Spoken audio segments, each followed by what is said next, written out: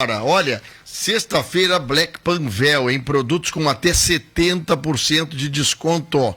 Fralda Huggies Supreme Care, na compra de 2 unidades, só R$ 49,90 cada. Olha aqui, hein? Compra de 2 unidades.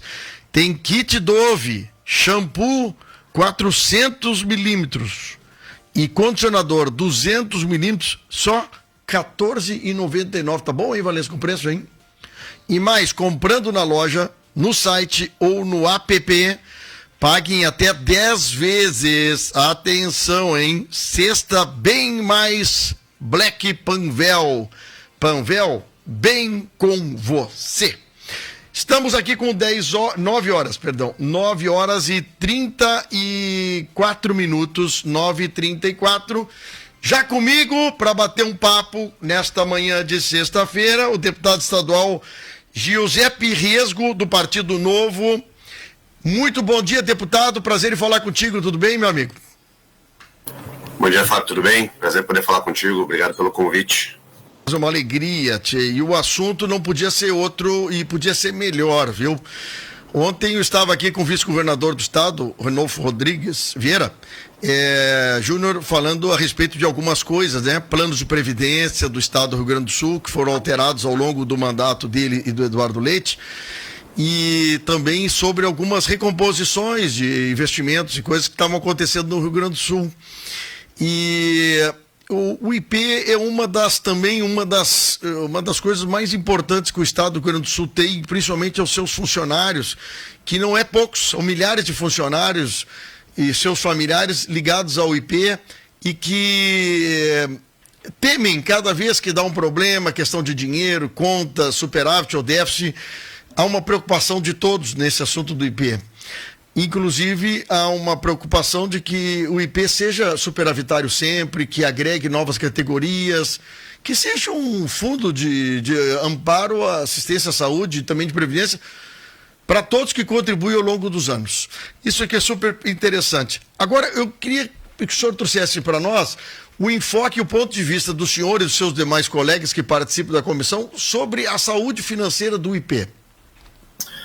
Bom, talvez esse seja a maior questão nesse momento, né? Por conta de relatos bem antigos já, e não é algo dessa gestão ou da gestão passada do IP, é algo já estrutural e antigo, a gente acabou indo a fundo nas contas do IP e descobriu, e na verdade só confirmou o que já se esperava, né? Que o déficit estrutural ali está bem grande, bem significativo.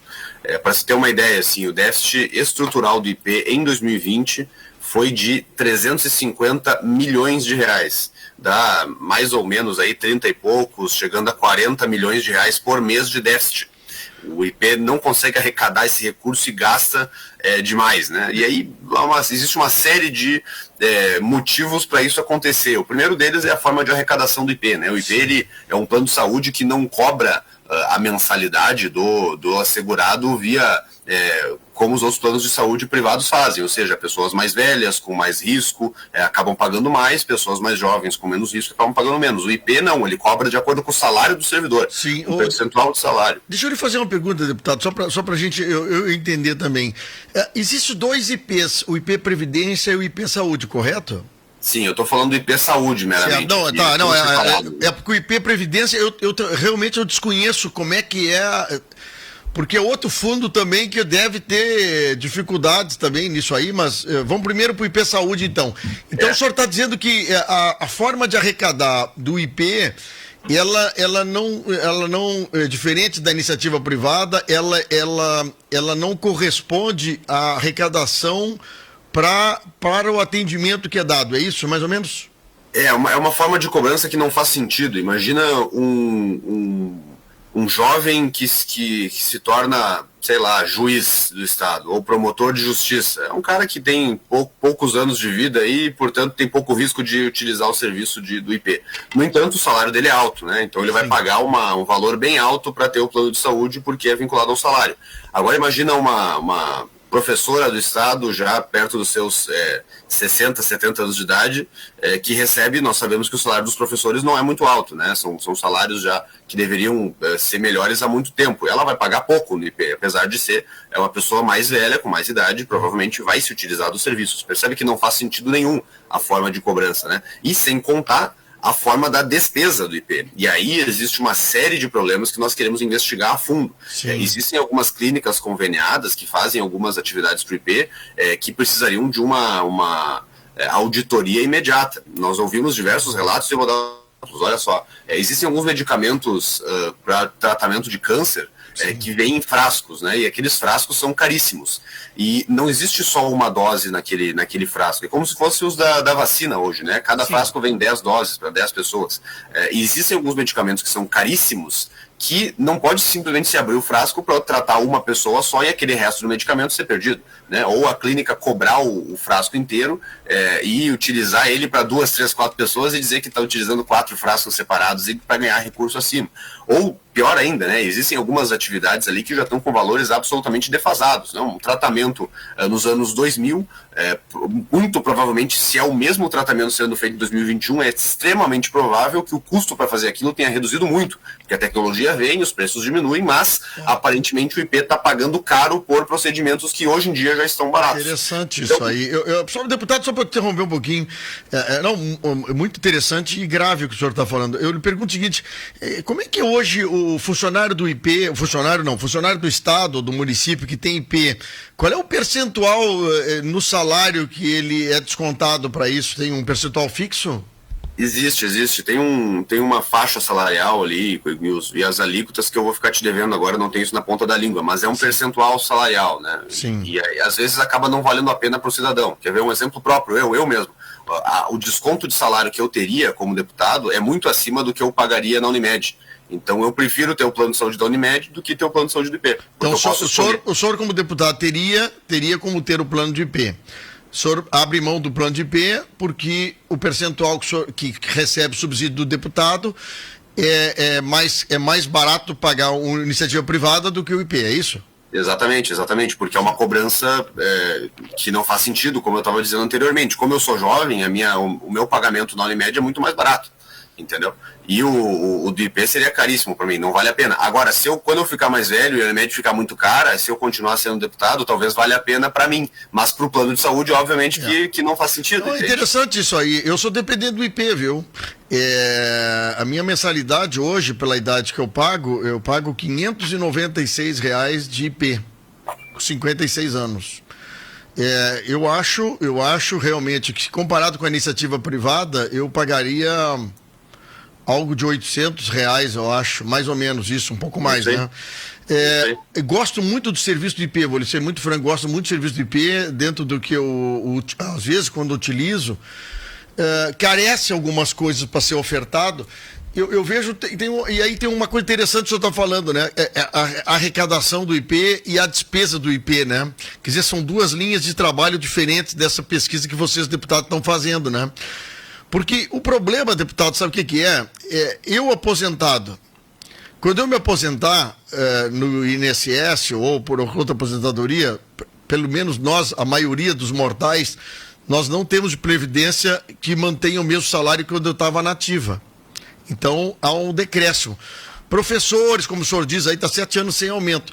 E o salário do professor, ele cresce muito pouco ao longo da vida dele de trabalho, laboral dele, até o dia da aposentadoria. Se houver um aumento da alíquota desses funcionários ao final da carreira dele, pelo valor que estão ganhando, eu acho que nós vamos diminuir o valor que eles vão receber na ponta lá, né? Como o plano de previdência faz. O plano de previdência faz isso. Quanto mais velho, mais paga a previdência, né? Lógico, por conta do risco, né? Como é um risco muito grande e tem que se equalizar para que o plano de saúde dê algum retorno. O IP ele não dá retorno também por causa disso, né? Se tu for ver, existe um cálculo que se faz que é o sinistro pelo prêmio.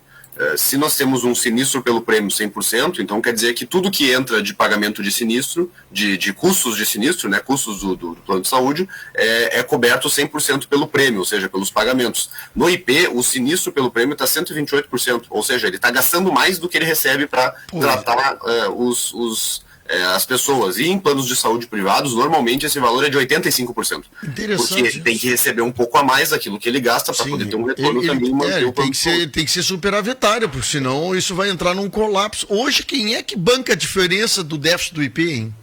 É o próprio IP, é o próprio governo do estado. Vai abrindo um rombo, todo mês vai abrindo um rombo. Exatamente, vai acumulando esse problema. E aí a gente tem mais outros problemas, né, Fábio? Que é o seguinte, os dependentes hoje, não existe um limite de dependentes que se pode colocar. Não existe. E não se paga adicional por dependente. E acaba que se incentiva também as pessoas a fazer, enfim, colocar a família inteira no plano, e isso não vai gerar aumento de custo, entende? Se eu não estou cometendo uma irregularidade, uma infração, não tem problema de eu botar os parentes. O problema é isso que o senhor está falando, bem claramente. Eu acho que a transparência tem que ser... O plano tem que se autossustentar, né? O plano tem que se autossustentar. Eu não estou criticando o fato da pessoa seguir a lei e fazer aquilo que a lei permite. Eu estou criticando como o sistema se organizou. Exatamente. O problema é que, historicamente, o sistema vem mal organizado. Vamos botar assim a palavra, né? E ele precisa de mudanças e melhorias, no meu entendimento, para dar uma limpada nesse déficit aí e tentar reequilibrar a autarquia para o IP Saúde não quebrar. Aí algumas pessoas podem dizer, não, mas o IP pode ser deficitário porque o servidor público quer ganhar. Sim. Tem um problema no áudio aqui. Sim, já estamos resolvendo aqui. Estamos resolvendo. Caiu um dos transmissores nossos, nós estamos ligando já ao segundo aqui. Mas é interessante, nós estamos em live com o deputado, interessante, nós estamos falando sobre isso, o deputado Riesgo, lá do Novo, a respeito desse assunto. E o IP é uma coisa que tem que ser trabalhada, viu? Tem que ser pensada. Eu acho que está mais do que certo olhar essas coisas, porque ao longo dos anos, muitas coisas vão sendo feitas, vão trabalhando e acaba se perdendo numa noção incrível, né, de que o público tem que ser pago de qualquer jeito. Não é assim que funciona, né? Não é assim que funciona.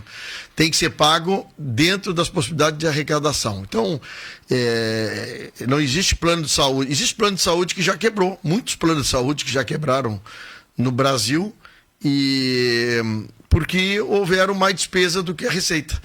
E o IP, o deputado Riesgo, está falando uma coisa interessante, que tem que se analisar isso, porque são milhares, né? São milhares de dependentes do IP, milhares dependendo do IP, que precisam terem a sua organização, o seu cronograma, a sua perspectiva de vida sendo respaldado por alguma coisa. Mas, deputado, deixa eu lhe perguntar o seguinte, não haveria, por exemplo, se eu sou funcionário público, tá? Eu agora levanto o seguinte, porque o Judiciário, o Ministério Público entraram com um projeto, aí, uma resolução, dizendo que eles queriam um auxílio saúde para poder pagar um auxílio fora, para pagar um plano privado. Porque eles têm IP, como o senhor também tem direito a IP. Só que o senhor me disse que, como deputado, o senhor pode abrir mão do IP para pagar um privado. Eu não sei se o Judiciário tem isso também, de abrir mão do IP e pagar o Judiciário, ou é obrigado. O senhor pode me esclarecer sobre esse assunto? Se eu não me engano, eles não podem abrir mão. Mas eu tenho que confirmar essa informação. Mas se eu não me engano, é isso mesmo. Mas então, por isso que eles reclamam tanto, né? Que eles criticam isso, né? Só de IP eu pago tanto. Mas é importante. Mas agora eu vou lhe dizer o seguinte: eu gostaria que o senhor, como deputado, e todos os deputados, também tivesse a mesma forma de pagar o IP. Quer dizer, é uma forma de contribuir no IP e para fazer a caixa. Agora, lhe pergunto o seguinte: despesa e receita são duas coisas que andam juntas e paralelo.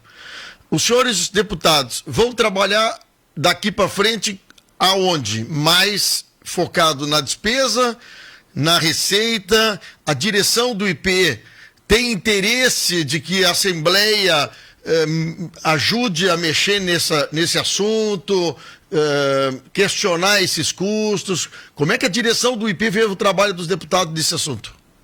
Bom, a direção do IP, ela muda de tempos em tempos, né? E a gente tem agora um presidente, que é o Júlio Ruivo, que é um presidente parceiro. ele sabe da situação financeira, ele sabe que a situação não é fácil e ele tem até alguns planos ali de melhoria da questão do IP. Então nós somos aliados aí nessa luta pelo fim do déficit da autarquia.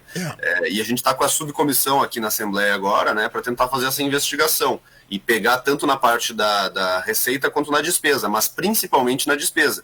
Não faz sentido, no meu entendimento, se tentar aumentar a receita de um local que gasta mal, tem que gastar melhor. Deputado, uma coisa que eu acho que é importante também, e é isso o papel da Assembleia Legislativa, o senhor como deputado, seus colegas ali, está junto o Pepe Vargas e o Thiago Duarte, né, que estão junto nessa comissão, é papel de vocês mexerem em umas coisas que muitas vezes tem gente que não gosta de mexer naquela coisa antiga. Não, mas aquela empresa me fornece há 20 anos, 30 anos, era o pai dele, era o fulano que nos ajudou, né? Às vezes tem que mexer nessa questão de centro de custos e despesa.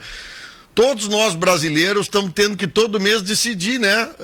O que a gente vai diminuir no rancho, diminuir na passagem, na visita à família, para poder equalizar o salário e a despesa da gente. Quer dizer, o IP já fez algumas coisas de tentar melhorar isso, mas são coisas que tem que ser trabalhado. O IP tem que dar certo, porque muita gente depende do IP, deputado.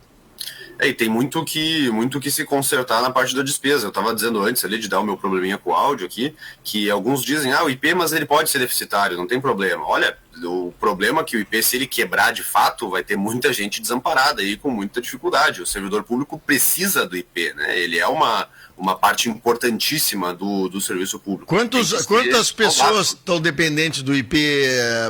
Eu quero agora duas perguntas. Quantas pessoas têm do seu salário descontado ou pago, que é o meu caso, no IP? Isso é uma pergunta.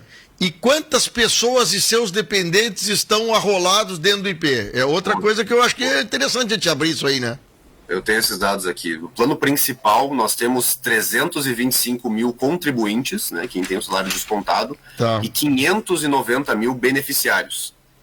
E no total, né, no geral, somando tudo que temos dentro do IP, nós temos 600 mil contribuintes e 1 milhão de beneficiários. É muito mais gente usufruindo do que gente pagando. Aí o senhor está respondendo já. O senhor já está respondendo um problema que tem o IP. Paga 600 e usa 1 milhão? É isso. É um problema bem significativo, né? E, claro, agora com o Covid, piorou mais ainda a situação financeira, porque o IP tinha que pagar todas as situações aí do Covid, né? Mas aí eu vou dizer o seguinte, eu também tenho dúvida aí. Aqui em Camaquã nós temos um hospital, centro de cirurgia, uma série de coisas, parou durante um ano, não fizeram nada. Os planos de saúde, por um lado, gastaram mais para atendimento, alguma coisa, mas eles também economizaram. Tem muita gente que deixou de fazer atendimento, cirurgia, tratamento, porque os médicos também estavam com os seus consultórios fechados, né? Salas cirúrgicas fechadas. Mas eu achei o tema muito importante que o senhor nos propôs, deputado, e eu vou querer conversar mais vezes com o senhor ou com outros membros da comissão, porque aqui em Camaquã nós temos muita gente dependendo do IP, a região toda aqui, muita gente dependendo, tem várias prefeituras com convênios com o IP, que tem o seu plano de saúde baseado no IP. Eu tive e tenho uma relação muito boa com o atual deputado estadual Marcos Vinícius, que é do Progressista. Ele foi presidente do IP durante um tempo. Ele, quando vinha na rádio falar sobre o IP, ele nos contava assim, algumas coisas que eles estavam tentando, por exemplo, buscar novas formas de associar novas categorias para agregar recursos novos no IP. Categorias profissionais. Por isso que tu percebe que não é um problema atual, não é um problema. Não, mas o IP agora sempre foi antigo. Eu me lembro, deputado. Sabem disso, os presidentes do IP sabem disso. Não, é por isso que eu acho interessante mexer nisso, porque essas coisas vão passando, não mexe. Agora tu vê. E é difícil de consertar isso aí. Difícil. No caso da Previdência aí é outra coisa importante. Eu vou falar aqui, pode ter muita gente brava comigo. Mas tem muita filha solteira, com filhos, casada, separada, inclusive já, que tem família, já tem seus netos e continua recebendo previdência do Estado por ser solteira. perante o IP. Não há uma investigação do IP, vem cá, mas a rede social no Facebook, a pessoa casou, deputado. E continua solteira aí pro IP recebendo a Previdência. Quer dizer, tem coisa que está demais, assim. Tem coisa que está demais acontecendo e que as pessoas parecem que não querem mexer. Para tu ver, não vão mexer no ninho de vespa. Mas eu gostei muito do papo contigo aí. Eu acho que é bem por aí. Nós temos que dar uma... né? Fazer uma mexida numas coisas assim que a gente acha que tá muito bom, mas tá muito mal também ao mesmo tempo, né? Exato, tem que fazer uma bela de uma auditoria, né? O presidente do IP Previdência, o Kliman, ele fala sobre isso também, sabe? Ele tem essa noção das filhas solteiras também, e eles estão buscando. Tu vê que é uma situação tão difícil que os presidentes sabem, são parceiros para resolver, e mesmo assim demora e às vezes não conseguem. Pois é, me fala com o presidente do IP e pede para ele entrar em contato conosco, eu vou apertar ele também nesse assunto, viu? Qual dos IP? O IP Saúde ou a Previdência? O IP Saúde. E o IP Previdência também. O IP Previdência também. Eu acho que é uma coisa boa dele falar para o nosso ao vivo sobre o problema, que ele deve saber bem desse assunto. O ex-prefeito de Silvio Rafael, aqui de Itápolis, está dizendo, ó, os altos salários enquanto jovens não querem contribuir com o IP, vão para a Unimed. Quando mais velhos, voltam para o IP para ajudar a quebrar o IP. Acha injusto. Né? E eu acho que isso aí tem que daqui a pouco o Tribunal de Contas entrar junto, tem que fazer um pente fino nesse assunto aí, né? Porque a regra foi colocada desse jeito, né? Ela foi feita desse jeito. As pessoas vão reagir aos incentivos que são dados. Exatamente, né? Exatamente. É culpa de quem fez a regra. É a mesma coisa que eu digo quando é um funcionário público, às vezes tem um salário super alto. Eu não critico a pessoa que tem o salário, ela só seguiu o incentivo. O problema foi quem fez a regra. Que a regra previdenciária também, o cara que paga quase nada de previdência, a culpa não é dele, a culpa é da regra. Quem fez a regra. E a regra do IP tá torta, né? Tá torta. Mas, deputado, muito obrigado pelo carinho de nos atender. Eu acho que foi muito bom esse papo inicial aqui e é um assunto extremamente interessante que eu tenho certeza que a população aqui, muita gente dependendo do IP, seus filhos, parentes, todos, ficou contente com o papo nosso. Temos que mexer, mesmo que doa no bolso de alguns que estão fora dessa caixinha que nós estamos conversando. Esse é o deputado Giuseppe Riesgo, do Partido Novo, que bate um papo conosco. Muito obrigado, Giuseppe. Um grande abraço para ti, obrigado pela ligação. Valeu, Fábio. Um grande abraço. Eu vou conversar com os presidentes, o Kliman e o Ruivo, e vou dizer o teu interesse em entrevistar eles. Faça favor. Muito obrigado mesmo, viu? Grande abraço.